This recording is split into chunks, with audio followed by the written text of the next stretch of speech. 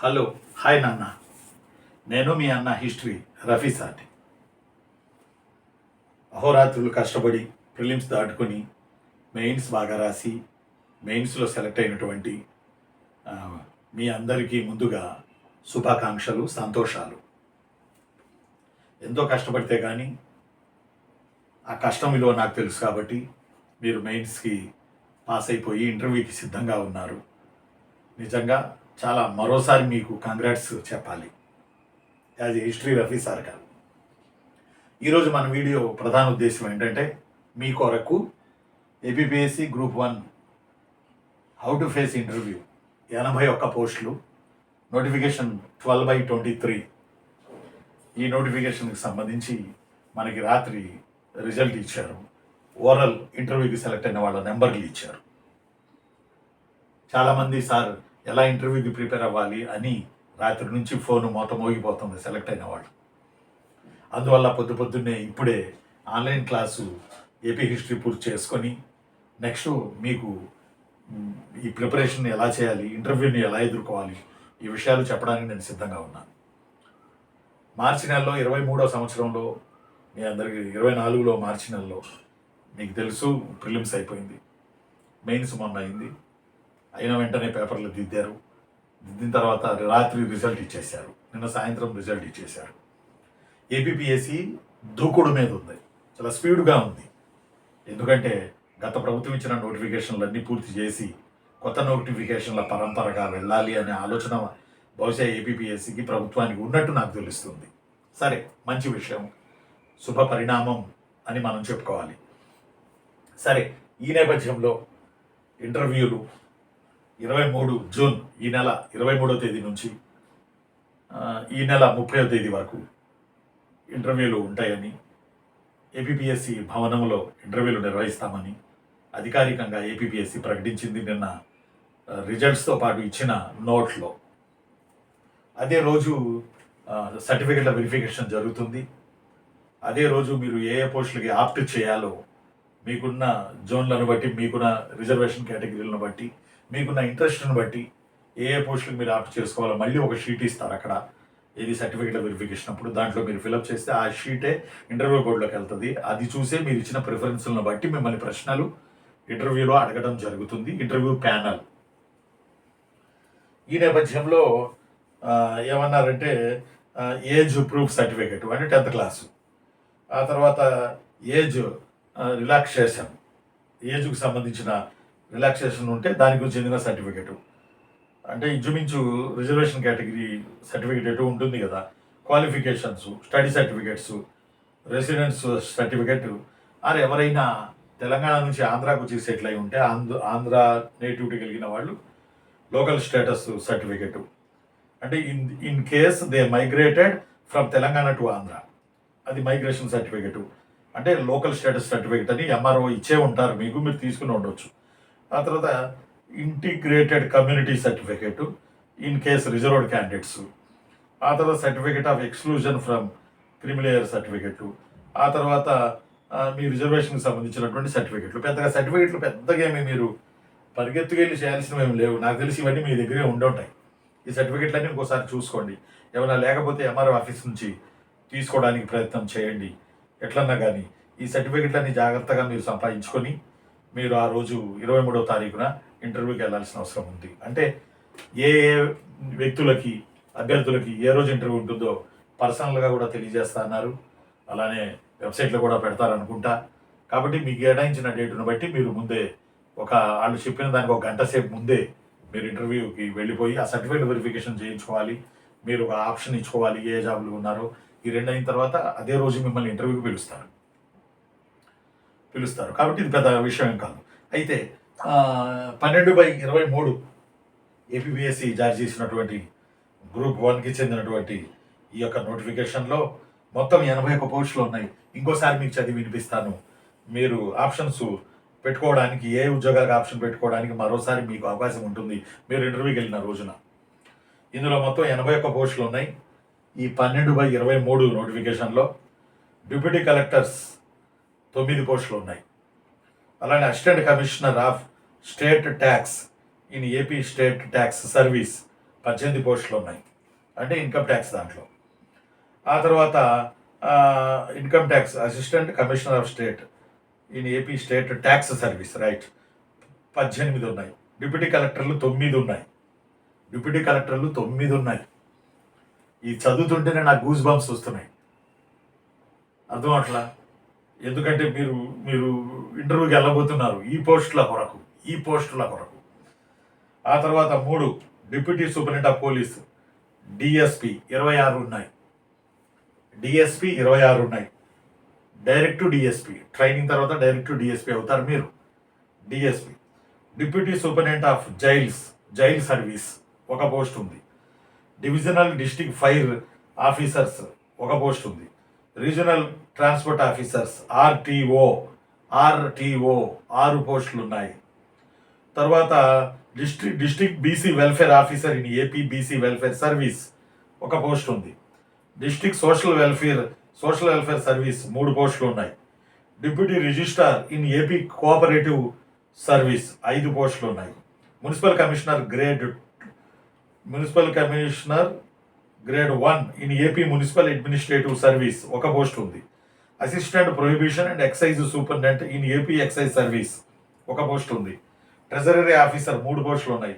District employment officer 4 ఉన్నాయి. Assistant audit officer అంటే AAO 2 పోస్టులు ఉన్నాయి. మొత్తం 81 పోస్టులు ఉన్నాయి. అన్ని క్రేజీ పోస్టులే, అన్ని మంచి పోస్టులే, crazy పోస్టులే.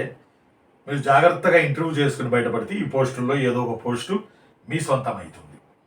Deputy collectors 9, then also DSP వచ్చి 26. ఎక్కువగా ఈ క్రేజీ పోస్టులు ఈ 2 పోస్టులకు ఎక్కువగా పోటీ పడతారు. ఇది ఐఏఎస్ ఐపీఎస్ లాగా, ఇక్కడేమో ఐఏఎస్ 9 ఉన్నాయి, ఐపీఎస్ లాంటి పోస్టులు ఏమో 26 ఉన్నాయి. అంటే డిఎస్పి తర్వాత ప్రమోషన్ల మీద వెళ్తారు కదా, కాబట్టి డిఎస్పి వచ్చి 26, డిప్యూటీ కలెక్టర్ వచ్చి 9, అలానే ఇన్కమ్ ట్యాక్స్ వచ్చి 18. ఇలా మన మొత్తం 81 పోస్టులు ఉన్నాయి నాన్న. ఈ నోటిఫికేషను 8/12/2023 8/12/2023 వచ్చింది. ఈ నోటిఫికేషన్ ఏమో 8. ఇక్కడ ఏం రాశారంటే ఇక్కడ పోస్టుల కింద the candidate should possess the prescribed academic qualification as on the date of this notification 8/12/2023 8/12/2023. అంటే ఇది ఎట్లా ఉంటుందంటే మీకు చెబుతాను ఉండండి. Notification number 12/23 dated 8/12/23 general recruitment group 1 services main written examination result notification off candidates short listed for overall test బ్రాకెట్లో interview అని నిన్న మనకి ఇవ్వడం జరిగింది. కాబట్టి 81 పోస్టులు, 26 డిఎస్పీ డిప్యూటీ కలెక్టర్ 9 ఉన్నాయి. ఇంకా చాలా పోస్టులు ఉన్నాయి. 81 పోస్టులు ఏపీ రాష్ట్రానికంటే తక్కువేం కాదు. ఉమ్మడి రాష్ట్రంలో 50-60 కన్నా ఎక్కువ వచ్చాయి కాదు గ్రూప్ 1 పోస్టులు. ఇప్పుడు 81 పోస్టులు వచ్చినాయి. అన్నీ మంచి పోస్టులే, అన్ని మంచి ఉద్యోగాలే. కాబట్టి మీరు ఇంటర్వ్యూ అనే చివరి మలుపుని కనుక మీరు దాటేసుకుంటే నిజంగా మీరు సెలెక్ట్ అవుతారు. ఎలాంటి ప్రాబ్లమ్స్ లేని, ఎలాంటి మచ్చ లేని, పారదర్శకంగా జరుగుతున్నటువంటి ఈ క్లారిటీలో మీరు చక్కగా వెళ్ళి జాబుల్లో కూర్చుంటారు. టెన్షన్ పడదు. అర్థమంటే టెన్షన్ పడాల్సిన అవసరం ఉండదు. 2018 నోటిఫికేషన్ చూడండి ఎంత టెన్షన్గా ఉందో. ఉద్యోగాలు చేస్తున్న వాళ్ళకి కూడా టెన్షనే కదా, జాబ్ చేస్తున్న వాళ్ళకి. మీరు క్లీన్గా అర్థమట్లా క్రిస్టల్ క్లియర్గా వెళ్ళి మీరు పోస్ట్లో కూర్చుంటారు. అయితే మీరు ఇంటర్వ్యూకి వెళ్ళేటప్పుడు నాకున్న అనుభవాలు, నేను ఇంటర్వ్యూకి వెళ్ళి చేసిన గ్రూప్ 1 ఇంటర్వ్యూకి వెళ్ళి చేసిన తప్పులు ఇవన్నీ మీతో నేను పంచుకుంటూ మిమ్మల్ని కార్యోన్ముఖులు చేయడానికి నేను ప్రయత్నం చేస్తాను. ముందుగా ఫస్ట్ పాయింట్, మనం ఇంటర్వ్యూకి వెళ్ళేటప్పుడు గంట ముందు అక్కడ ఉండండి. బాగా వినండి నాన్న, జాబ్ రావాలి, సొసైటీని మీరు మార్చాలి. చెప్పాను కదా మొన్న ఒక డిస్ట్రిక్ట్ కలెక్టరేట్కి వెళితే ఆర్డీఓ మేడం గారు వెళ్తుంటే వెనక ఫైల్ పట్టుకుని పరిగెత్తున్నారు.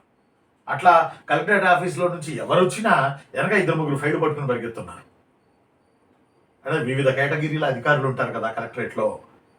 మరి మామూలు విషయం కాదు. మీరు అంత గొప్ప ఉద్యోగానికి మీరు సెలెక్ట్ అయ్యారు. జాగ్రత్తగా, టెన్షన్ పడకుండా, త్వరపడకుండా, అత్యధికంగా సంతోషపడకుండా జాగ్రత్తగా నెమ్మదిగా ఇంటర్వ్యూ వచ్చిందని 100 మందికి చెప్పకుండా, 100 మందికి బాకా ఊది చెప్పకుండా మిమ్మల్ని మీరు కంట్రోల్ చేసుకుంటూ జాగ్రత్తగా ఇంటర్వ్యూకి ప్రిపేర్ అవ్వాలి. జాబ్ కొట్టిన తర్వాత ప్రపంచమే చెబుతుంది. మీరు మీరు చెప్పాల్సిన అవసరం లేదు. మీరు చేసిన పని ప్రపంచానికి చెబుతుంది. కాబట్టి ఇప్పుడు ఎవరికీ చెప్పాల్సిన అవసరం లేదు. మీ ప్రిపరేషన్ మీరు చేసుకుంటూ మీరు ఏం చేయాలో నేను మీకు చెప్తాను. 26 ఏళ్ల నుంచి ఈ కోచింగ్ పీరియడ్ ఉన్నటువంటి నేను, ఒక గ్రూప్ 1 ఇంటర్వ్యూ దాకా వెళ్ళొచ్చిన నేను. ఈ నేపథ్యంలో మీరు గంట ముందు ఇంటర్వ్యూ హాల్ దగ్గరికి చేరుకోండి. గంట ముందు ఖచ్చితంగా మిమ్మల్ని సాదరంగా ఆహ్వానిస్తారు ఏబిపిఎస్సిలో. ఓకే, మీకు కేటాయించిన దాంట్లో కూర్చోండి. అటు ఇటు కదలకండి, మంచినీళ్ళకని, దానికని, దీనికని, వాళ్ళతో బాత కానీ, వీళ్ళతో బాత కానీ. ఎన్ని ఇంటర్వ్యూలో మీరు ఏబిపిఎస్సి బిల్డింగ్లోకి, భవనంలోకి ఎంటర్ అయిన వెంటనే అక్కడి నుంచే మీ మీద అబ్జర్వేషన్ ఉంటుంది. అక్కడి నుంచే మీ నడక, మీ మాటలు, మీరు అక్కడ చేసే మీన్స్ కొంతమంది కూర్చొని ఇంటర్వ్యూకి వచ్చి నిద్రపోతుంటారు ఇక లేట్ అయితే. ఇందులో మళ్ళీ గురకలు బయలుదేరుతాయి. చాలా అలర్ట్గా ఉండాలి, చాలా హుందాగా ఉండాలి, చాలా చాలా హుందాగా ఉండాలి. అర్థమంట. గంట ముందే వెళ్ళండి. ఆ తర్వాత మీ ముందు ఇంటర్వ్యూ చేసి వస్తుంటారు కొంతమంది. పరిగెత్తుకెళ్ళి వాళ్ళని అడగండి. ఏమడుగుతున్నారు, ఏంటి, మీరేం చెప్పారు, వాళ్ళు చెప్పినే మీకు వినపడతానే ఉంటాయి. మీరు పరిగెత్తుకెళ్ళి వాళ్ళని అడగాల్సిన అవసరం లేదు. అర్థమట్లా. అప్పటికప్పుడు మనం ఏం ఫ్రేమ్ చేసుకోలేము.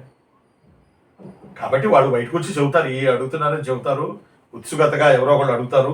మీతో పాటు ఇంటర్వ్యూకి వచ్చిన మీ చుట్టాలో, పెళ్ళై ఉంటే మీ భర్తలో, పెళ్ళై ఉంటే మీ మీ మీ పెద్ద కొడుకులో, ఎవరో ఒకళ్ళు మీ చుట్టాలో, ఎవరో ఒకళ్ళు మీ డాడీయో, మీ మమ్మీయో, ఎవరో ఒకళ్ళు ఇంటర్వ్యూ దాకా మీకు తోడొచ్చి ఉంటారు.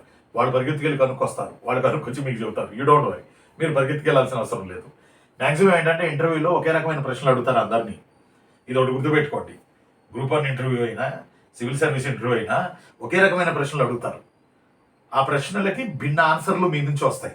వాటిలో ది బెస్ట్ వాటిని తీసుకుని క్రెడిట్ కింద చేసుకుని మీకు జాబ్ ఇచ్చే అవకాశాలు ఉంటాయి. ప్రశ్నలు అయ్యే ఉంటాయి ఇంచుమించు మ్యాక్సిమం. మనిషికి ప్రశ్నలు మారవు. ప్రశ్నలు అయ్యే ఉంటాయి. ప్రశ్నలు ఎక్కడ మారుతాయి అంటే మీ పర్సనల్లో ప్రశ్నలు మారుతాయి. మీ పేరు, మీరు చదివింది, మీరు చేస్తున్న ప్రైవేట్ జాబు, లేకపోతే ఇంకోటి ఏదైనా గవర్నమెంట్ జాబు, ఇలాంటి వాటిల్లో ప్రశ్నలు మారుతాయి తప్ప కామన్గా అడిగే ప్రశ్నలు మారవు. కాకపోతే మీరు ఎంత హుందాగా, ఎంత మెచ్యూర్డ్గా మీరు వాళ్ళకి జవాబు ఇచ్చారు అనేదే ఇక్కడ మెయిన్. ఇందులో మొట్టమొదటిగా మీ గురించి చెప్పండి అని అడుగుతారు ఫస్ట్. ఇది కామన్గా అడిగే క్వశ్చన్ అందరినీ. మీ గురించి చెప్పండి అంటే మీ ఊరు, మీ పేరు, మీ నాన్నగారి పేరు ఇవి కాదు. మీరేం చదివారు, మీ పేరేంటి, మీ ప్రాపర్ ఎక్కడ, అంతే. మీరు ఇప్పుడు ఏం చేస్తున్నారు, ఇవి చెప్పాలి. మీ గురించి చెప్పండి అని అంటే. అందుకని మన పేరు, మన ఊరు అయ్యే కాదు, మీ గురించి అంటే సెల్ఫ్ ఏమంటావు, మీరు సెల్ఫ్ పరిచయం చేసుకోండి అని అంటారు. అప్పుడు అలాంటి దాంట్లో సెల్ఫ్ పరిచయంలో మీరు చెప్పాల్సిందే మీరు చేస్తున్న ఏదన్నా జాబ్ ఉంటే జాబు, లేదా మీరు ఏం చేస్తున్నారు, మీ పేరు, మీ ఎడ్యుకేషన్ క్వాలిఫికేషను, వీలైతే మీలో బలహీనతలు అంటే ప్రతి మనిషికి ఉంటాయి బలహీనతలు. బట్ ఎక్కువ టీవీ చూడడమో, లేకపోతే ఎక్కువ సెల్ ఫోన్ చూడడమో అంటే ఏమన్నా చిన్న పెద్ద ఉండొచ్చు. కానీ మీ బలాలు ఏంటి, మీ స్ట్రెంత్ ఏంటని అడుగుతారు. మళ్ళీ మీ బలాలు, మీరు గత ఉద్యోగాల్లో చేసినటువంటి అచీవ్మెంట్స్, ఇవన్నీ మీరు చెప్పుకోవచ్చు. కాబట్టి మీ గురించి ఏంటి అని అడిగినప్పుడు ఈ విషయాలు చెప్పాలి. అలానే రెండోది, ఎందుకు ఈ సర్వీస్ మీకు కావాలి, ఎందుకు ఈ సర్వీస్లో మీరు వస్తున్నారు అని అడుగుతారు. ఖచ్చితంగా అడుగుతారు. ఎందుకు మీ సర్వీస్, ఇంటర్వ్యూ వచ్చింది కాబట్టి వచ్చారా, లేకపోతే ఇది మీకు ఏమన్నా ఏమంటారు, ఈ జాబ్ అంటే మీకు ఇష్టమా, ఈ జాబ్ అంటే మీకు క్రేజా, ఈ జాబ్ అంటే కరిష్మా కలిగిన జాబ్ కాబట్టి వస్తున్నారా, ఇలా అడుగుతారు. ఖచ్చితంగా అడుగుతారు. ఇప్పుడు అదే మేము ఇంటర్వ్యూలకు సెలెక్ట్ అయినప్పుడు, జేఎల్ ఇంటర్వ్యూకి నేను సెలెక్ట్ అయినప్పుడు, డిఎల్ కాకముందు జేఎల్ ఇంటర్వ్యూకి సెలెక్ట్ అయినప్పుడు మాతో పాఠం చెప్పించారు, లెసన్ చెప్పించారు. ఎందుకంటే జేఎల్ డిఎల్ పాఠాలు చెప్పాలి కాబట్టి లెసన్ చెప్పించారు. ఆ లెసన్కి రిలేటెడ్ మమ్మల్ని అడిగారు, ఎందుకు ఈ జాబ్కే వచ్చారు, ఇంకా గ్రూప్స్ అవన్నీ ఉన్నాయి కదా అంటే, నాకు టీచింగ్ ఫీల్డ్ అంటే ఇష్టం అండి, అందువల్ల నేను టీచింగ్ కెరియర్ ఎంచుకున్నాను, నాకు పాఠాలు చెప్పడం అంటే ఇష్టం అండి అని చెప్పి ఇంకేదో విషయం చెప్పాను ఆ రోజు, సుమారు 10, 12, 13 ఏళ్ల క్రితం. కాబట్టి ఎందుకు వస్తున్నారు అని అంటే ఒక్కటే చెప్పండి, మీరు సమాజానికి సర్వీస్ చేయడంతో పాటు జీవనోపాధి కూడా ఉంటుంది, ఒక మంచి స్థిరత్వమైన లైఫ్ ఉంటుంది, దీని ద్వారా సొసైటీకి సర్వీస్ చేయవచ్చు అంటే. ఇది చెప్తున్నప్పుడు మీలో ఉన్న ఆర్ద్రత బయటకు వస్తుందా, ఆర్టిఫిషియాలిటీ బయటకు వస్తుందా అనేది వాళ్ళకి తెలిసిపోతుంటుంది. ముదురులు కూర్చుని ఉంటారు, మేధావులు కూర్చుని ఉంటారు ఇంటర్వ్యూ బోర్డులో, ప్యానల్లో. వాళ్ళకి తెలిసిపోతూ ఉంటుంది, ఆ ప్రొఫెసర్లకి, రెస్పెక్టెడ్ ప్రొఫెసర్లకి తెలిసిపోతూ ఉంటుంది. అందువల్ల మీరు హార్ట్ఫుల్గానే చెప్పాలి. ఈ మధ్యలో ప్రాక్టీస్ చేయాలి. అది హార్ట్ఫుల్గా ఉండాలి. మీరు చెప్పేది ఏదైనా హృదయం నుంచి రావాలి. వెళ్ళగానే ఇలా నమస్కారం పెట్టాలి. నమస్తే సార్, నమస్తే, నమస్తే, నమస్తే, నో, ఇలా హృదయానికి దగ్గరగా ఇలా చేతులు పెట్టుకొని ఇలా నమస్కారం పెట్టాలి. హృదయం నుంచి వస్తున్న నమస్కారం, మన తెలుగు నమస్కారం, మన నమస్కారం అందరికీ అందరికీ పెట్టాలి. ఇలా మళ్ళీ దూరం తీసుకెళ్తే మళ్ళీ రాజకీయ నాయకులు అయిపోతారు మీరు. ఇదిగో ఇదిగో ఇదిగో ఇదిగో అని. అలాగా ఇలా పెట్టాలి నమస్కారం. ఇలా పెట్టాలి, చక్కగా పెట్టాలి నమస్కారం. 2 చేతులతో పెట్టాలి నమస్కారం. శాల్యూట్లు గిల్యూట్లు చేయకూడదు. ఇలా నమస్కారం పెట్టి అది చూడగానే మీ మీ మీ వైపు చూసినప్పుడు ప్యానల్ ఉన్న వాళ్ళకి ముచ్చటేయాలి. అర్థం, చిరాకు రాకూడదు, ముచ్చటేయాలి. ఇలా పెట్టి అలా కూర్చోండి. సాదా సీదా వస్త్రాలు తొడుక్కుని వెళ్ళండి. లైట్ వస్త్రాలు తొడుక్కుని వెళ్ళండి. అదే మహిళలు అయితే లైటు, మరీ తెలుపువి కాకుండా లైట్ శారీస్, మరీ ఎర్రటివి చూడగానే అబ్బో అనేవి కాకుండా లైట్ శారీస్ తొడుక్కొని అఫీషియల్ ఉందాక మిమ్మల్ని చూడగానే ఆఫీసర్లా కనపడాలా. అది మీరు మీరు అబ్బాయి అయినా అమ్మాయి అయినా ఆఫీసర్లా కనపడాలా. అలా డ్రెస్సింగ్ స్టైల్ ఉండాలా. అందులో హంగామా హైరానా చేయకూడదు. ఇంటర్వ్యూ చెప్పేటప్పుడు చూడండి, గుండి నేను పెట్టేశాను. నాకు సాధారణంగా ఇక్కడ గుండి పెట్టే అలవాటు ఉండదు. చిన్నప్పటి నుంచి అలవాటు లేదు ఎందుకనో. నేను ఇంటర్వ్యూకి వెళ్ళినప్పుడు ఒకసారి పెట్టాను, ఇప్పుడు మీకు చెప్తున్నప్పుడు మళ్ళీ పెట్టాను. ఇలా ఇంటర్వ్యూ పెట్టుకోవాలి, ఇలా గుండి పెట్టుకోవాలి. ఖచ్చితంగా గుండి మొత్తం మూసేసేయాలి. ఎందుకంటే మనం ఆఫీసర్లం. ఈ గుడ్డి తీస్తే రెక్లెస్గా ఉంటుంది, ఒక రకంగా చెప్పాలంటే. అది చూసే వాళ్ళకి రెక్లెస్గా ఉంటుంది. ఎందుకంటే మిమ్మల్ని ఒకేసారి కదా వాళ్ళు చూసేది ఇంటర్వ్యూలో. ఇప్పుడు నేను అన్నానుకోండి, నా షర్టుది ఈ గుండి నేను పెట్టిన ఫస్ట్ నుంచి నాకు ఊపిరి అన్నట్టు ఉంటుంది. అందులో పిల్లలు అలవాటు పడిపోయారు నాకు. రోజు చూస్తారు కాబట్టి అరే సార్ మంచివాడు అని ఒక ఫీలింగ్ ఉంటుంది పిల్లల్లో. కానీ అక్కడ సడన్గా చూసేవాళ్ళు కదా. కాబట్టి ఇది వీలైతే టై పెట్టుకోండి, పర్వాలేదు. కుదిరితే టై పెట్టుకోండి. టై పెట్టకపోయినా పర్వాలేదు. మీరు సౌకర్యవంతంగా ఉంటే టక్ చేయండి, సౌకర్యవంతం లేకపోతే అట్లా వదిలేసేయండి, ఏం పర్వాలేదు. పురుషులు అయితే సౌకర్యవంతంగా ఉంటే టక్ చేసుకోండి, సౌకర్యవంతంగా లేకపోతే టక్ చేయాల్సిన అవసరం లేదు. తలస్నానం చేసి, అమ్మాయిలైనా అబ్బాయిలైనా తలస్నానం చేసి చక్కగా శుభ్రంగా చక్కగా నీటుగా గోల్డ్ ఐ కట్ చేసుకుని చక్కగా వెళ్ళండి. మిమ్మల్ని మీరు ప్రజెంట్ చేసుకుంటున్నారు. ఒక గవర్నమెంట్ ఉద్యోగి అంటే ఎవరో తెలుసా? ఒక సమస్యకు, సొసైటీలో ఒక సమస్యకు పరిష్కారాన్ని వెతికి చెప్పే ఉద్యోగే గవర్నమెంట్ ఉద్యోగి.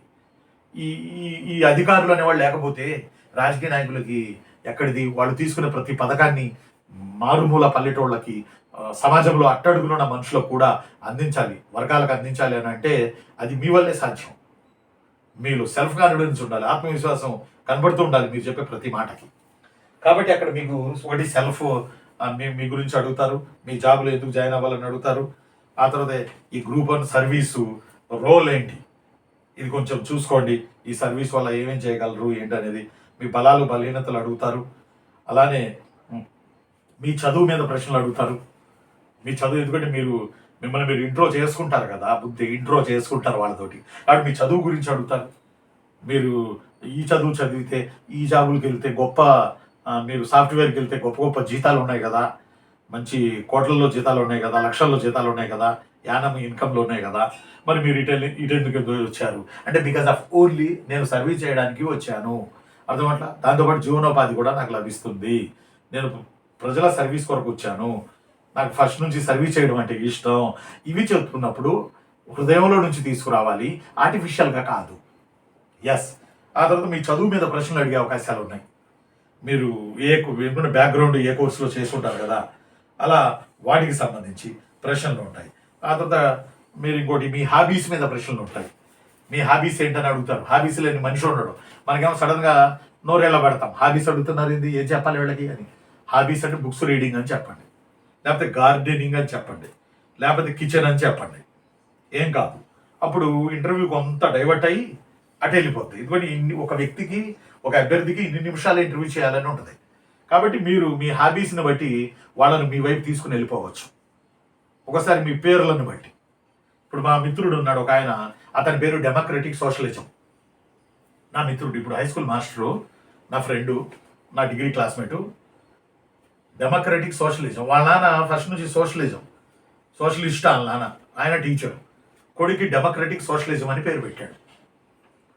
మేము ఆశ్చర్యపోయేవాళ్ళం, డిగ్రీలో క్లాస్మేట్ వాడు మాకు, ఇదేంట్రా, ఇదేం పేరు రా, సోషలిజం ఏంట్రా అని ప్రతి వాళ్ళు ఆశ్చర్యపోయేవాళ్ళు. ఇప్పుడు అలాంటి మా డెమోక్రటిక్ సోషలిజం ఇప్పుడు హై స్కూల్ మాస్టర్ ఉన్నాడు అనుకోండి, ఏజ్ అయిపోయింది. ఇప్పుడు మా సోషలిజం లాంటి వ్యక్తి ఇంటర్వ్యూకి వెళ్తే ఖచ్చితంగా డెమోక్రటిక్ సోషలిజం అనే తన పేరు మీద బోలెడంత ఇంటర్వ్యూ ఉంటుంది. సోషలిజం గురించి ఉండొచ్చు, కమ్యూనిజం గురించి ఉండొచ్చు. కమ్యూనిజం ఎందుకు ఈ రోజున భారతదేశంలో క్షీణించిపోతుందని అడగవచ్చు. రాష్ట్రంలో కమ్యూనిస్టులు పోరాటం చేయడానికి ప్రతి చోట కనపడతారు ఎర్ర జెండాలు వేసుకుని. మరి వాళ్ళు ఎందుకు అధికారంలో రాలేకపోతున్నారు, దాన్ని ఎందుకు ఓటుగా మార్చుకోలేకపోతున్నారు? ప్రతి స్లమ్ ఏరియాలో పోరాటం చేయాలంటే ఎర్ర జెండాలే ఉండాలి. మళ్ళీ వాళ్ళు ఎలక్షన్లలో గెలవట్లేదు, ఈ అంతరం ఎక్కడుంది అని అడుగుతారు ఇలాంటి పేరుతో ఉన్న వాళ్ళని. అందువల్ల పేర్లు, హాబీలు ఇవన్నీ కూడా జాగ్రత్తగా చెప్పండి. ఇంటర్వ్యూ దాని మీద ఎక్కువ మలిచే అవకాశాలు ఉన్నాయి. అలానేగా ఇవి పర్సనల్ హాబీసు. మీరు సెల్ఫ్ ఇంట్రొడక్షన్, ఎందుకు ఈ జాబ్లో రావాలనుకుంటున్నారు, గ్రూప్ 1 సర్వీసులో ఏ జాబులు ఉంటాయో తెలుసా అని ఒక వ్యక్తిని అడిగారు ప్రీవియస్లో, అందువల్ల అదొకటి. మీ బలాలు, మీ బలహీనతలు. అలానే గవర్నమెంట్ పథకాలు, గవర్నమెంట్ ప్రవేశపెడుతున్న పథకాలు సామాన్యుడి వరకు అందుతున్నాయా, మీరు సమాజంలో ఉన్నారు కదా అంటే ఇప్పుడు గవర్నమెంట్, ఏ గవర్నమెంట్ ఉంటే ఆ గవర్నమెంట్ వాడు పెట్టిన సూపర్ 6 పథకాలు అందుతున్నాయా లేదా, అందాలంటే ఏం చేయాలి, మీ నిర్మాణాత్మక సూచనలు ఇవ్వండి అని అడిగే అవకాశాలు ఉన్నాయి. మీ చదువుకు సంబంధించి, ఆ తర్వాత ఏమంటారు దాన్ని, మీ హాబీస్కి సంబంధించి, ఇవన్నీ పర్సనల్. ఆ తర్వాత మీరు ఇంటర్వ్యూకి వెళ్ళేటప్పుడు ఇండియాలో ప్రపంచంలో జరుగుతున్నది మొత్తం మీరు గుర్తుపెట్టుకోవాలి అంటే బ్రాడ్ ఐడియా తెచ్చుకోవాలి అంతే. ఆపరేషన్ సింధూర్ మీద అడగకుండా ఉంటారా? ఖచ్చితంగా ఆపరేషన్ సింధూర్ మీద ప్రశ్నలు ఉంటాయి, అమరావతి రాజధాని మీద ప్రశ్నలు ఉంటాయి, కరెంటు టాపిక్ కాబట్టి. అర్థమట్లా, ప్రభుత్వ పథకాల మీద ప్రశ్నలు ఉంటాయి. మీరు ప్రైవేట్ జాబో గవర్నమెంట్ జాబో చేస్తూ ఉంటే ఇంటర్వ్యూకి వెళ్ళినప్పుడు ఈ జాబ్ వదిలేసి ఇక్కడికి ఎందుకు వస్తున్నారు, లేదా మీ జాబ్లో మీరు ఏం అచీవ్మెంట్లు చేశారు, అది ప్రైవేట్ జాబ్ సాఫ్ట్వేర్ కావచ్చు, ఇంకోటి కావచ్చు, ఏం అచీవ్మెంట్స్ చేశారు ఈ జాబుల్లో. అర్థమట్లా, మీరు ఆ జాబ్ నుంచి వస్తున్నారు, ఎందుకు ఆ జాబ్ వదిలేసి వస్తున్నారు, మీరు ఆ జాబ్లో ఏం చేశారు, ఎంతవరకు తీసుకెళ్లారు ఆ జాబ్లో, మీ మానసిక స్థిరత్వం ఏంటి, మీ డిసిషన్ మేకింగ్, మీ నిర్ణయాలు ఏంటి ఆ జాబుల్లో, దానివల్ల ఎంతమంది ప్రజలకు లబ్ధి చేకూరింది. These are all things definitely questioned your interview. కాబట్టి ఈ పాయింట్స్ అన్నీ, జనరల్గా ఉండే పాయింట్స్ అన్నీ మీరు గుర్తుపెట్టుకోండి. తర్వాత మీరు ఆప్ట్ చేస్తారు, ఒక షీట్ ఇస్తారు మీ సర్టిఫికేట్ల వెరిఫికేషన్ అప్పుడు ఇంటర్వ్యూ రోజున. మీరు అందులో ఏ జాబ్ ఆప్ట్ చేస్తే ఫస్ట్ దాని గురించి ఎక్కువ అడుగుతారు, తెలుసుకుని వెళ్ళాలి. మీరు ఏ జాబ్ ఆప్ట్ చేయాలనుకుంటున్నారో మీ కేటగిరీని బట్టి, మీ జోన్ని బట్టి ఇవన్నీ ఉంటాయి కదా. మీరు ఆ జాబ్ గురించి మున్సిపల్ కమిషనర్ అప్లై చేస్తే మున్సిపల్ కమిషనర్ విధులు, బాధ్యతలు, డిప్యూటీ కలెక్టర్ విధులు, ఎన్నాళ్ళకి ఆయన కన్ఫర్మ్ కలెక్టర్ అవుతారు, తర్వాత కమర్షియల్ ట్యాక్స్ ఏంటి, ఆ డిపార్ట్మెంట్ ఏంటి, ఎంత పన్ను వస్తుంది, వాట్ అబౌట్ జిఎస్టీ, తర్వాత స్టేట్ జిఎస్టీ, ఇలా రకరకాలు అడుగుతారు చిన్న. అందువల్ల మీరు చేస్తున్న జాబు, అందులో అచీవ్మెంట్స్, ఆ జాబు తీరుతెన్నులు, ఇవన్నీ కూడా మీరు ఆప్ట్ చేసే దాన్ని బట్టి కూడా ఉంటుంది. మీరు డిఎస్పీ ఫస్ట్ ఆప్ట్ చేస్తే దాని గురించి అడుగుతారు. అర్థం అట్లా ఇలాగా. తర్వాత స్టేట్కు చెందిన ప్రతిదీను మీరు తెలుసుకోవాలి. స్టేట్కి ఇచ్చిన రాజకీయాలు పక్కన పెట్టండి, అమరావతి మెయిన్ ఎక్కువ అమరావతి మీదే ప్రశ్నలు ఉంటాయి నాకు తెలిసి. ఇంకోటి ఏంటంటే రాష్ట్ర విభజనతో ఆంధ్రప్రదేశ్ ఎంత నష్టపోయింది, ఎలా పూడ్చుకోవాలి, అప్పులు తీసుకొస్తుంటే ఏమవుతుంది, ఈ మెయిన్ ఈ ఆర్థిక డెఫిసిట్ అని ఉంటుంది, ఎకనామిక్ డెఫిసిట్, ఈ ఫైనాన్షియల్ డెఫిసిట్, దీని గురించి మాత్రం ప్రొఫెసర్లను అడిగి, లెక్చరర్లను అడిగి తెలుసుకుని మాత్రం ఇంటర్వ్యూకి మీరు వెళ్ళాలి. ఆ తర్వాత ఇంకోటి ఏంటంటే ఇంటర్వ్యూ రోజున న్యూస్ పేపర్ తప్పకుండా చదివి వెళ్ళాలి. ఆ రోజు న్యూస్ పేపర్ మీద ప్రశ్నలు వస్తాయి. ఆ న్యూస్ పేపర్లో ఏమేమి హైలైట్ అయి ఉంటాయో వాటి మీద ఖచ్చితంగా అడుగుతారు. అందువల్ల ఆ రోజు న్యూస్ పేపర్ని ఖచ్చితంగా మీరు చదువుకుని వెళ్ళాలి. ఇంకోటి ఏంటంటే ఎట్టి పరిస్థితులలో ఇంటర్వ్యూలో ప్రభుత్వానికి వ్యతిరేకంగా మనం స్టేట్మెంట్లు ఇవ్వకూడదు, మనం జడ్జి చేయకూడదు, మనం మాట్లాడకూడదు. సహేతుకమైన విమర్శలు చేయొచ్చు, మాట్లాడకూడదు. ప్రభుత్వ పథకాలు కానీ ప్రభుత్వం గురించి కానీ యాంటీ చెప్పకూడదు, అది ఏ ప్రభుత్వం ఉన్నా. ఎందుకంటే రేపు ఆ ప్రభుత్వం కింద మీరు జాబ్ చేయబోతున్నారు, ఆ ప్రభుత్వానికి మీరు శాల్యూట్ చేయబోతున్నారు, ఆ సీఎంకి మీరు శాల్యూట్ చేయబోతున్నారు. ఆ ప్రభుత్వ పథకాలు మీరు అమలు చేయాల్సిన మనుషులు, ఎదురు తిరిగి మాట్లాడాల్సిన మనుషులు కాదు. అర్థమైందా? ఎందుకంటే ప్రజాస్వామ్యంలో ఉన్న బ్యూటిఫుల్నెస్ అదే. ప్రజల ద్వారా తనొస్తాడు పాలకుడు, మనమేమో కష్టపడి పోటీపడి పరీక్షల ద్వారా మనం వెళ్తాం. వీళ్ళిద్దరికి అక్కడక్కడ ఘర్షణ జరుగుతూ ఉంటుంది. కానీ అంతిమ పవర్ రాజకీయ నాయకుడి దగ్గరే ఉంటుంది. కాబట్టి మనం ప్రభుత్వానికి వ్యతిరేకంగా ఇంటర్వ్యూలో ప్రభుత్వానికి చెందిన ప్రశ్నలు వస్తాయి, అడుగుతారు ఖచ్చితంగా. ప్రొఫెసర్లు అడుగుతారు, ఇంటర్వ్యూ ప్యానెల్లో ఉన్న మెంబర్స్ అడుగుతారు. యాంటీ చెప్పొద్దు, పర్సనల్గా తీసుకోవద్దు. అర్థమట్లా ఈ జాగ్రత్తగా ఆచితూచి బ్యాలెన్సింగ్గా మాట్లాడాలి. ఆ రోజు న్యూస్ పేపర్ చదువుకుని వెళ్ళాలి. ఇంటర్వ్యూ ఏం లేదురా చిన్న, హానెస్ట్గా మీరు ఇంటర్వ్యూ చేయాలి. తెలిస్తే తెలుసు, తెలియకపోతే తెలియదు. బ్లఫ్ చేయడానికి చేయకూడదు. వాళ్ళ వాళ్ళ వాళ్ళ కళ్ళల్లో కళ్ళు పెట్టి చూడాలి, అందరి కళ్ళు. అర్థమట్లా తలదించుకొని కూర్చోకూడదు. మనం వెళ్ళేది పెళ్లి చూపులకు కాదు, తలదించుకొని చూడకూడదు. అమ్మాయిలు కూడా, మేడమ్స్ కూడా చక్కగా అందరి కళ్ళల్లో చూడండి. ఎవరు అడిగితే వాళ్ళ వైపు చూడండి. అలానే వాళ్ళకి ఆన్సర్ ఇస్తూ వాళ్ళ వైపు ఎక్కువ చూస్తూ మిగతా వాళ్ళని కూడా కవర్ చేయండి. ఇప్పుడు ఫర్ ఎగ్జాంపుల్ ఆఫ్లైన్ క్లాస్ ఉందనుకోండి, నేను ఒకళ్ళ వైపే చూసి పాఠం చెప్పా, అందరి వైపు చూసి పాఠం చెప్తా. మా కాలేజీలో కూడా ఏదైనా మీటింగ్ ఉందనుకోండి, ఆ మీటింగ్లో నేను మాట్లాడాలనుకోండి మా కాలేజీ స్టాఫ్తో, 75 మంది మా కాలేజీ స్టాఫ్, 75 మంది, పెద్ద కాలేజీ మాది.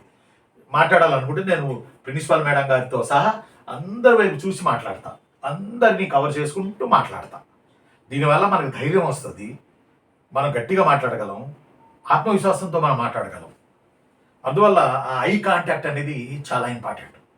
తల దించుకోకూడదు. అర్థమట్లా వాళ్ళు చెప్పే ముందు వినాలి. ఇప్పుడు మనలో ఉన్న పెద్ద ప్రాబ్లం ఏంటంటే ఎదురులో చెప్పే వినే పరిస్థితి లేదు, ఓపిక లేదు మన దగ్గర. ముందు వినాలి, విన్న తర్వాత అప్పుడు మనం వాళ్ళు అడిగిన దానికి ఆన్సర్ చేయాలి. ఆన్సర్ ఎవరు అడిగారో వాళ్ళ వైపు చూస్తూ మధ్య మధ్యలో మిగతా మెంబర్స్ ఉంటే 4-5 ఉంటారు మెంబర్స్, ఒక సైకాలజిస్ట్ పక్కా ఉంటారు. ఆయన మీ బిహేవియర్ని, మీ మాటలు చెప్పే తీరుని, మీ డ్రెస్ సెన్స్ని, మీ హావభావాల్ని, వీటన్నిటినీ ఆ సైకాలజిస్టు మార్కులు వేస్తూ ఉంటాడు. అర్థమట్లా కాబట్టి భయపడాల్సిన అవసరం లేదు. మీరు మీలాగా ఉండండి, కొంత సాదాసీదాగా ఉండండి. మీరు మీలా ఉండండి, సాదాసీదాగా ఉండండి. అర్థమట్లా కొంత ఇస్త్రీ చేసిన బట్టలు వేసుకుని వెళ్ళండి చక్కగా. ఓకే, నేను దీనికి ఉదాహరణ చెబుతా.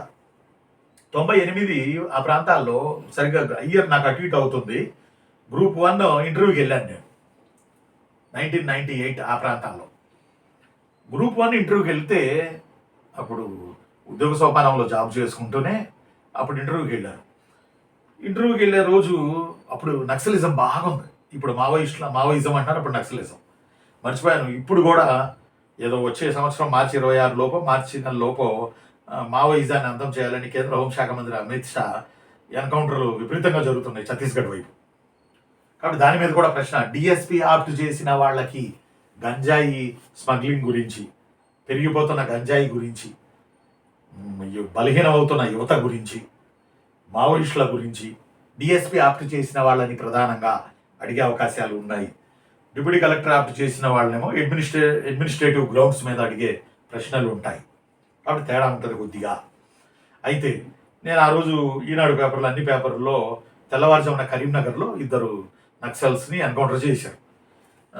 నల్లా ఆదిరెడ్డి, ముగ్గురిని, శీలం సురేషో, నరేషో సంథింగ్, ఇంకొకళ్ళు ఆదినారాయణ సంథింగ్, ఈ ముగ్గురిని 2 నక్సల్ ఎన్కౌంటర్ జరిగింది. వాళ్ళు చనిపోయారు. పెద్ద పెద్ద తుపాకులతోటి ఫోటోలు వచ్చినాయి ఈనాడు పేపర్లో. ఆ రోజు నా ఇంటర్వ్యూ నాంపల్లిలో ఉండే, ఉమ్మడి ఏపీపీఎస్సి, ఇప్పుడు ఉన్న టీజీపీఎస్సికి ఆపోజిట్లో ఉండే ఏపీపీఎస్సి నాంపల్లిలో, ఈ రోడ్లో ఉండే. వెళ్ళాను, ఇంటర్వ్యూకి వెళ్ళాను. హాయిగా చక్కగా రిలాక్స్ చేశారు. ఇంకోటి ఏంటంటే ఇంటర్వ్యూ బోర్డు మెంబర్సే మనల్ని రిలాక్స్గా కూర్చోమంటారు. మంచినీళ్ళు తాగుతారా అని అడుగుతారు, టీ తాగుతారా అని అడుగుతారు, రిలాక్స్ చేస్తారు. ఫస్ట్ చక్కగా మనల్ని రిలాక్స్ చేసే అప్పుడు ప్రశ్నలు అడుగుతారు. అర్థమట్లా ఆ ప్రయోజనం మనకు ఉన్నది ఇంటర్వ్యూలో. గందరగోళంగా ఇంటర్వ్యూ అడగరు, వాళ్ళకి తెలుసు. అయితే నన్నేం అడిగారంటే, ఈరోజు న్యూస్ పేపర్ చూసావా అన్నారు. చూశాను సార్ అని. అప్పుడు అప్పారావు గారు ఉన్నట్టున్నారు, ఏపీపీఎస్సీ చైర్మన్, రిటైర్డ్ ఐపీఎస్. అప్పుడు చంద్రబాబు నాయుడు గారు అనుకుంటా సీఎం ఆ టైంలో. ఆయన ఐపీఎస్, నేను డిఎస్పీ ఆప్ట్ చేశా. వెళ్ళిన తర్వాత ఆయన ఏమడిగారంటే, ఈరోజు న్యూస్ పేపర్ చూసావా, డిఎస్పీకి ఆప్ట్ చేసావు అంటే చేశాను సార్. మరి నక్సలిజం మీద, అప్పుడు మావోయిస్టుల వల్ల నక్సలిజం మీద పోరాడాలి కదా, మరి మీరు పోరాడాల్సి వస్తుంది కదా అంటే, అవును సార్, లా అండ్ ఆర్డర్ చేయాల్సి ఉంటుంది కదా sir, compulsory sir, sure sir అన్నా. అంటే అప్పుడు ఇంకొంచెం యంగ్ ఉండేవాళ్ళం కదా, చాలా ఏళ్ల క్రితం స్టోరీ ఇది. అయితే అప్పుడు ఏమన్నారంటే, మరి ఎన్కౌంటర్ అనే పదం బాగా ప్రాచుర్యం పొందుతుంది కదా, వాట్ అబౌట్ ఎన్కౌంటర్ ఎన్కౌంటర్ అంటే ఏంటి మీ దృష్టిలో అని అడిగారు. గుండెలో రాయి పడింది. కానీ జాగ్రత్తగా ఆలోచన చేసి అంటే అప్పటికే నక్సలిజం పీపుల్స్ వార్ గ్రూప్ బాగా ఫోర్స్ ఉంది స్టేట్లో, ఉమ్మడి స్టేట్లో. నాకు కొంత బడుగు బలహీన వర్గాలు, తాడిత పీడిత వర్గాలకి సేవ చేయాలి అనేది, వాళ్ళ పట్ల నిలబడాలనే కాన్సర్న్ అప్పుడు ఉంది, ఇప్పుడు ఉంది, ఎప్పుడూ ఉంటుంది. అందువల్ల నేను పుచ్చుకుని ఏమన్నానంటే, అప్పటికి బాలగోపాల్ గారు రాసిన పుస్తకాలు, హరగోపాల్ గారు రాసిన పుస్తకాలు, ఈ బుక్స్ బాగా చదివి ఉన్నాము. నక్సలిజం అంటే ఏంటి, అసలు ఎందుకు వచ్చింది, ఉగ్రవాదులతో, కాశ్మీర్లో ఉగ్రవాదులతో సైతం ప్రభుత్వాలు చర్చలు జరుపుతూ ఉన్నాయి. మన ఇంట్లో నుంచి వెళ్ళాడు, మన ఇంట్లో నుంచి వెళ్ళిన సోదరుడు, అతనితో పిలిచి చర్చలు జరపచ్చు కదా, చర్చలు జరపకుండా చంపుతున్నారు అని మనసులో ఇదొక ఐడియాలజీ నాకు ఉంది, బుక్స్ చదివి ఉన్నా. అయితే ఏమడిగారంటే ఎన్కౌంటర్ గురించి చెప్పాను. అసలు what about the encounter, what is encounter అని అడిగారు. పెద్ద ఆయన అడిగారు, అప్పారావు గారు. ఎన్కౌంటర్ అని అడిగేటప్పటికి నేను సడన్గా ఏం చేశానంటే, ఈ భావజాలం అంతా నా మైండ్లో ఉంది కదా, చదివి ఉన్నాను నేను ఎన్కౌంటర్ అంటే ఏముంటుందండి, పోలీసులు తీసుకెళ్ళి ఎన్కౌంటర్ పేరిట నక్సల్స్ని ఇట్లా కాల్చి చంపుతున్నారండి అనేటప్పుడు అన్నారు వాళ్ళు. డిఎస్పీకి ఆప్ట్ చేసావు, డిఎస్పీ అవ్వాలనుకుంటున్నావు, నువ్వు ఇదేంటి నక్సల్ తరపున మాట్లాడుతున్నావు, నువ్వు నక్సల్స్ని కాల్చుతున్నారు తీసుకెళ్ళని చెబుతావేంటి అంటే, అందరూ అనుకునేది అదే సార్ బయట అని చెప్పి దాన్ని మళ్ళీ ఇంకొక తప్పు మాట్లాడా. అందరూ అనుకుంటుంది అదేటప్పటికి అన్నారు. మళ్ళీ లోన కొంత భయం వేస్తున్నారు, ఏంది ఇలా చెప్తున్నానా అని చెప్పి మళ్ళీ దాన్ని సమర్థించుకోవడానికి మళ్ళీ ఆగి, పోలీస్ చట్టం ఉంది, అప్పుడెప్పుడు వెల్లస్లో కార్న్వాలిసో చేసిన పోలీస్ చట్టం ఉంది, 1861 అనుకుంటా. ఆ చట్టానికి లోబడి పోలీసులు ప్రవర్తించాలి, అవసరమైతే ప్రాణాలు పోగొట్టుకోవాలి, పోలీస్ జాబ్ అలాంటిది. అయితే నక్సల్స్కి ఒక చట్టం లేదు, ఒక యాక్ట్ లేదు, వాళ్ళు అలా ప్రవర్తిస్తున్నారు అని అంటే వాళ్ళని మనం చర్చల ద్వారా మారిస్తే బాగుంటుంది. వాళ్ళ చేతిలో చట్టం లేదు, మన చేతిలో చట్టం ఉంది, అందువల్ల మనం చట్టానికి లోబడి పని చేయాలి కదా సార్ అన్న. తర్వాత 2-3 ఏదో ప్రశ్నలు అడిగారు, యూ కెన్ గో అన్నారు. ఆ గో ఆ తర్వాత పోయి మళ్ళీ ఆ తర్వాత పరీక్షలు రాసి మళ్ళీ ఇన్స్టిట్యూట్ నడుపుకుంటూ హిస్టరీ రఫీసార్గా పేరు పొంది మళ్ళీ అదే లెవెల్ జాబు, ఏది డిగ్రీ లెక్చరర్ అంటే ఆర్డీఓ క్యాడర్ మాది. మళ్ళీ అదే లెవెల్ జాబ్కి నాకు ఇష్టమైన టీచింగ్కి నేను వచ్చాను. ఆ రోజు నాకు జాబ్ రాలా. అంటే ప్రభుత్వానికి వ్యతిరేకంగా మనం ఎలా పడితే అలా మాట్లాడకూడదు, అర్థమట్లా. ఎలా పడితే అలా అంటే మనం ప్రభుత్వం తరపున సర్వీస్ చేయడానికి ఇష్టపడి వెళ్తున్నాం, అందువల్ల మనం చాలా జాగ్రత్తగా మనం మాట్లాడాల్సినటువంటి అవసరం ఉంది, అర్థం అవట్లా. కాబట్టి పర్సనల్గా చూసుకోండి. ఈలోపు మాక్ ఇంటర్వ్యూస్ ఉంటే మన హైదరాబాద్లో 1-2 ఇంటర్వ్యూలకి హాజరవ్వండి, మాక్ ఇంటర్వ్యూస్కి వెళ్ళండి, జాగ్రత్తగా చూసుకుని మాక్ ఇంటర్వ్యూస్కి వెళ్ళండి. యాక్చువల్గా మన కేజీహెచ్ ఆన్లైన్ క్లాసెస్ మన డ్రీమ్స్ ఇన్స్టిట్యూట్ పెట్టేదే, కానీ నేను డిగ్రీ లెక్చరర్గా కొంత బిజీగా ఉన్నాను, కాలేజీ పనుల్లో, వీటిలో డిపార్ట్మెంట్ పనుల్లో, అందువల్ల మేము పెట్టలేకపోతున్నాం. ఒక మంచి ఇన్స్టిట్యూట్ చూసుకొని మీరు ఖచ్చితంగా వెళ్ళండి. ఒక 3-4 ఇంటర్వ్యూలకు వెళ్తే బెరుగు పోయిద్ది, భయం పోయిద్ది, వాళ్ళు అడిగే ప్రశ్నలకి చెప్తారు, తర్వాత వాళ్ళు మీకు సొల్యూషన్లు చెప్తారు. ఇవన్నీ చూసుకొని జాగ్రత్తగా మీరు 23న ఇంటర్వ్యూకి స్టార్ట్ అవ్వండి, మీకు ఇచ్చే తేదీలను బట్టి. ఓకేనా? ఒక్కటి గుర్తుపెట్టుకోండి, సర్వీస్ చేయడానికి మనం వెళ్తున్నాము, అర్థమట్లా. నేను హార్ట్ నుంచి చెబుతున్నా. జనాలు అట్టడుగున ఉన్న జనాలు ఇంకా ఏడుస్తూనే ఉన్నారు, వాళ్ళు బాధల్లోనే ఉన్నారు, ఇంకా మనకి సమసమాజం రాలా, అర్థమట్లా. కులాల పేరిట కురుక్షేత్రం జరుగుతోంది. మనం మనుషులం, నారాయణ గురు అన్నట్టు మనం అందరం మనుషులం. ఏ కులం మీది అంటే మానవతా కులం మాది అన్నాడు నారాయణ గురు, అర్థమట్లా. ఇంకా చాలా ఇన్బ్యాలెన్సెస్ సొసైటీలో ఉన్నాయి, స్త్రీ పురుష బ్యాలెన్సెస్ ఉన్నాయి.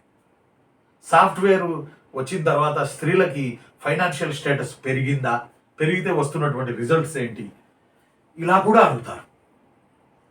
కరోనా ఉంది, కరోనా ఎఫెక్టు, పాకిస్తాన్తో రిలేషన్స్, టర్కీ ఎందుకు పాకిస్తాన్కి మద్దతు ఇచ్చింది ఆపరేషన్ సింధూర్లో, ఇలా వీలు వెంబడి ఇంకో క్లాస్ చెబుతానులేండి ఇలాంటి టాపిక్ సంబంధించి. ఇవి ఇంటర్వ్యూకి మీరు ప్రిపేర్ అవ్వాలి. ఈ రోజు నుంచే మీ నెంబర్లో నిన్న ఉన్నాయి కాబట్టి ఉంటాను. నేను మీ అన్న హిస్టరీ రఫీ సార్ని. జాగ్రత్తగా ఇంటర్వ్యూ చేయండి. మీ అందరికీ మరోసారి సెలెక్ట్ అయినందుకు శుభాకాంక్షలు. ఇంకొక వీడియో చేస్తాను కుదిరితే. Best of luck.